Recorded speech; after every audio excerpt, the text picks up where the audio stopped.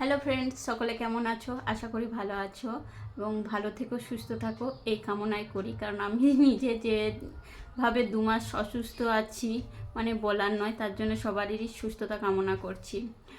ফার্স্টে বলি, অনেকেই কমেন্টস করছো বা অনেকেই জানতে চাইছো দিদিভাই তোমার ব্যাঙ্গালোরে ডাক্তারে কি বললো।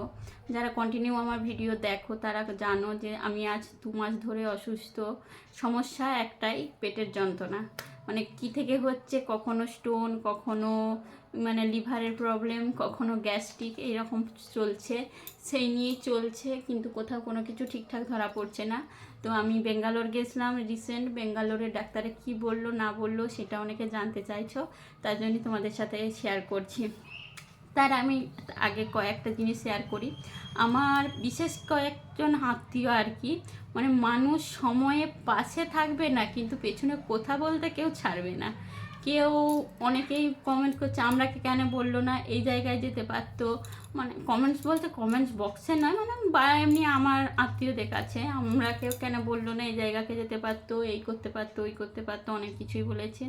আবার যেখানে যেখানে দেখিয়েছি তারা সে বলছে ওইখানে কি কোনো ট্রিটমেন্ট হয়, ওইখানে কি এই হয়, এইরকম বলে যাচ্ছে। মানে কি আর বলবো। আমার তার জন্য সত্যি কথা বলতে কি আজকে ভিডিওর মধ্যেই বলে দিচ্ছি, যদি কোনো আত্মীয় দেখেও থাকে আমার কোনো কিছু এসে যায়, আমার আত্মীয়দের সাথে বিশেষ কোনো কিছু মানে সম্পর্ক বিশাল কিছু ভালো রাখার বাবু কোনো প্রয়োজন নেই। আমি এইটুকু বুঝে গেছি। তোমরা যে যা খুশি বলতে পারো, কারণ এই 2 মাসের মধ্যে আমি আমার অনেক আত্মীয়র কাকে চিনে নিয়েছি। যাই হোক, ফার্স্টে আমি দেখাই আমি কোথায় কোথায় গেছি।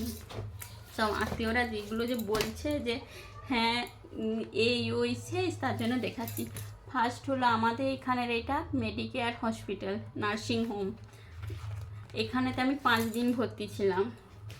তারপর ওখান থেকে গিয়েছিলাম আইকিউ সিটি, যেটা হলো দুর্গাপুরে। ওইখানেতে আমি 2-3বার গিয়ে দেখিয়ে এসেছি।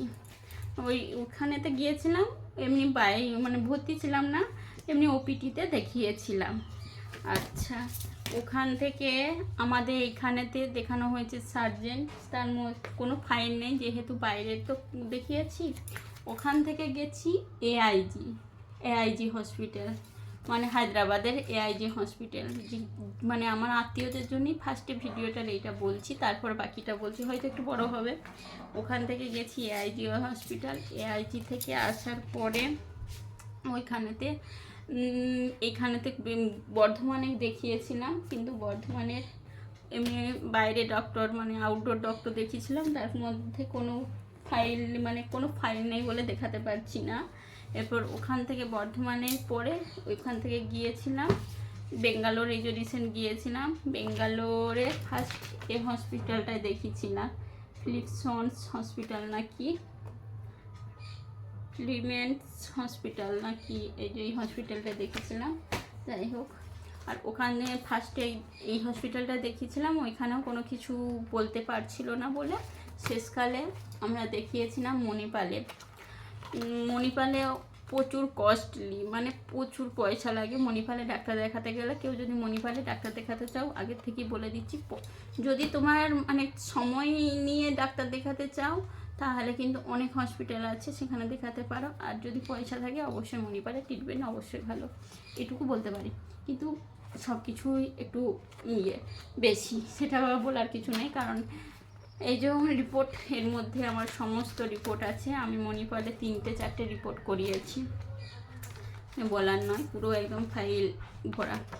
এরপর বলি ডাক্তারে আমাকে কি বললো। সব জায়গাতেই দেখালাম, কোথাও স্টোন হয়েছে, কোথাও লিভারের প্রবলেম, কোনো কিচ্ছু ধরা পড়েনি। আর যদিও আমার গ্যাস্ট্রিকের প্রবলেম হয়েছিল সেটা 90%-এর উপরে ভালো হয়ে গেছে, মানে ঠিক হয়ে গেছে। আর ডাক্তার এখানে তো মণিপালেতে গিয়ে দেখলাম যে 3-4টে যে রিপোর্ট করালো, প্রত্যেকটা রিপোর্টের পেছনে প্রায় 15,000, 20,000, 25,000 এরকম লেগেছে। সেটা আমার বর একা নিজে কিন্তু খরচা করেছে। কারোর কাছ থেকে কিন্তু এখনও পর্যন্ত কেউ বলতে পারবে না যে হ্যাঁ আমি পয়সা দিয়ে সাহায্য করেছি। সে নিজেতে এত বড় বাড়িটা রং করার পরেও সে এখনও পর্যন্ত আমার পেছনে 3 লাখ টাকার উপরে খরচা করেছে। যাই হোক, ডাক্তার কি বললো বলে দিন। ডাক্তার বললো বলতে সেইভাবে কোনো কিছুই ধরা পড়েনি। ডাক্তারে অনেক চেষ্টা করলো স্টোন বা লিভারের কোনো কিছু প্রবলেম আছে নাকি, তো সেইভাবে কোনো কিছু ধরা পড়েনি, স্টোন নেই। তো ভাগ্যিস আমার হায়দ্রাবাদে, অনেকে বলেছিল হায়দ্রাবাদে অপারেশন হতে পারতে, কিন্তু হায়দ্রাবাদে ভাগ্যিস আমি অপারেশন হয়নি, কারণ শুধু শুধু তো গল ব্লাডার কাট কেটে শরীরে একটা অঙ্গ কেটে ফেলে দেওয়া মানে শরীর অসুস্থ করা, তো হয়নি। তো গল ব্লাডারে পাথরও নেই।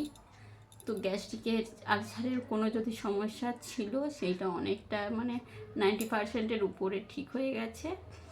আপাতত কোনো সমস্যা নেই। তো ডাক্তারে বলেছে 3 মাস ওষুধ খাও, ঠিক হয়ে যাবে। আর যদি তার মাঝে কোনো কিছু বিশেষ কোনো কিছু যন্ত্রণা হয়, ইঞ্জেকশান নিতেই হয়, তাহলে কয়েকটা রিপোর্ট বলেছে যে সেই মুহূর্তে এখানে করানোর জন্য।